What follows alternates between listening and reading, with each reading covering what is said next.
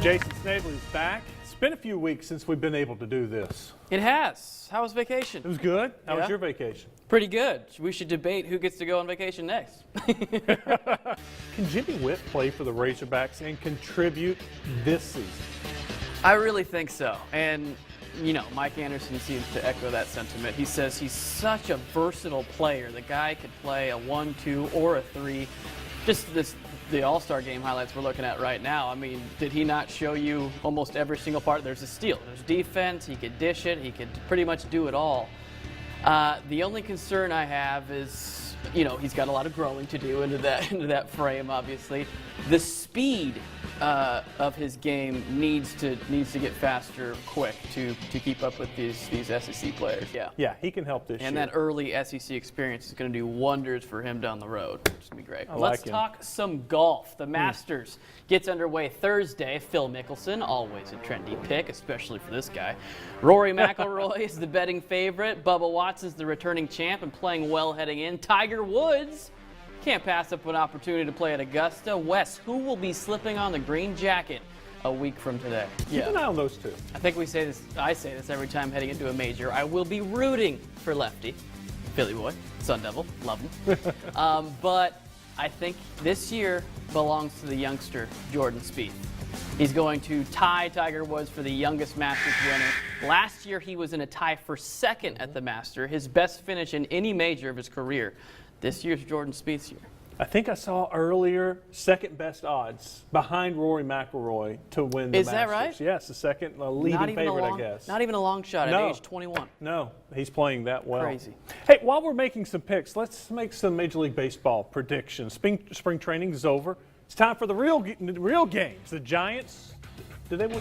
They did win last year. They sure did. The Giants Sure beat the did. Royals in 7 games to win the World Series. I didn't remember that happening. Faintly remember that. The Dodgers and the Red Sox are the favorites to make it to the World Series this year, according to the guys in Vegas. Who are your picks? You didn't mention it just now. You didn't mention it last year, but this time last year, who did I pick? Tigers? No, that was my pick, the Tigers. Who did? I know you picked the Giants. You always gave pick me the no Giants, credit you for that. San Fran Well, lover. Yes. As much as I'd love to pick the Giants once again, of What? course it's an odd year. What? I'm not going to be able to pick them. 2015. Of course, the last 5 years, the National League's been represented by either the Giants or the Cardinals in the World Series. I think the Cardinals they have a chance, but in the National League, I'm going with the Nationals this year. No. Now, the American League, yeah, it's going to be, I think that's a much tougher race. The American League, Mariners, you got the Angels. I'm going to go Nationals over Mariners for the World Series this year. So who? Did you White say Sox. Win it? No, Nationals win Nationals it all. win it. Okay. I like that. Good picks. Sticking with baseball, Thursday, an arbitrator ruled Major League Baseball cannot suspend Los Angeles Angels outfielder Josh Hamilton. The 5-time All-Star self-reported a violation after he suffered a relapse involving cocaine and alcohol. The MLB took the position that Hamilton violated his treatment program and is subject to punishment. The arbitrator ruled Hamilton is not and gave really no reasons. Should Hamilton be suspended, Wes? Should he be suspended? I guess Major League Baseball needs to fix their rules so that if you do turn yourself in, then you can be punished. I don't know what this is. We go on vacation, clear our heads, and we agree on everything. It's boring. That is exactly how I feel. That if an arbitrator comes in, it's a 4-person panel, and it's pretty much a deadlock on whether the guy should be punished. And the arbitrator comes in and says he should not. And like you said, he self-reported it. He has a history of these problems. He knows he wants to get better. He doesn't want to hurt his team anymore. That's why he self-reported it. But we start things off tonight on the Plains, where for the first time in 6 years, the Diamond Hogs had a chance to steal a series from the Auburn Tigers. It all came down to today's series finale at Plainsman Park. The first 2 games of the series were decided in the 9th inning.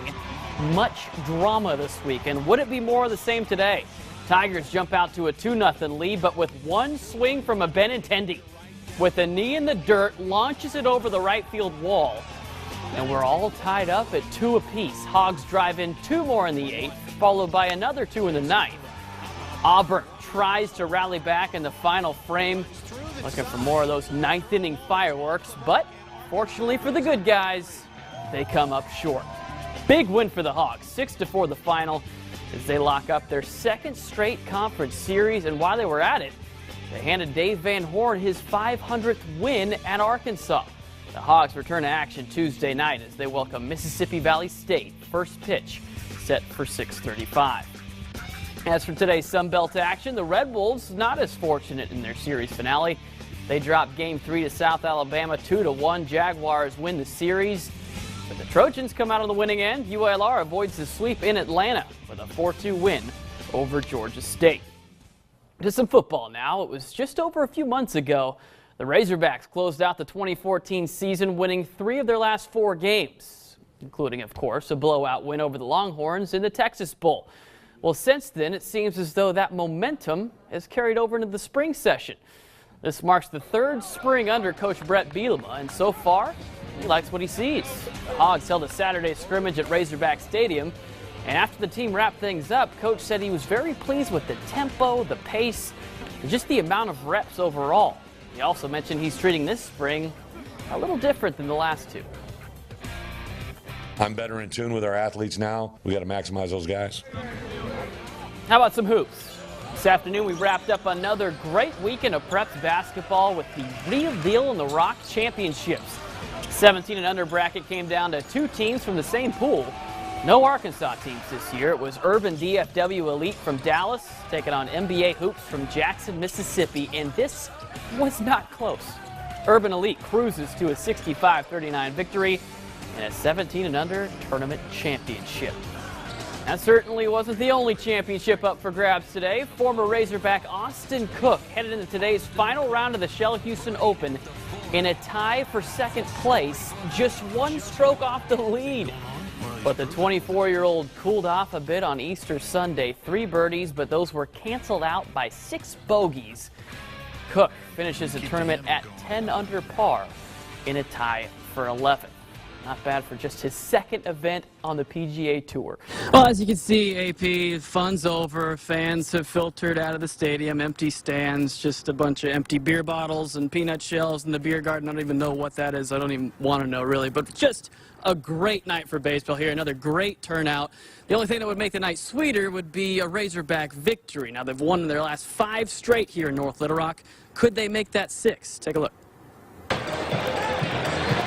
Standing room only at Dickey-Stephens Park. Hog fans once again packing the house for the Razorbacks' lone game of the season in Central Arkansas. But unfortunately, after that Benintendi bomb, the good news would come to an end for the Razorbacks. Memphis puts up another run in the top of the 8th. They win it by a final score 5-4. The Razorbacks suffer their very first loss at Dickey-Stephens Park. They've now lost 10 of their last 12.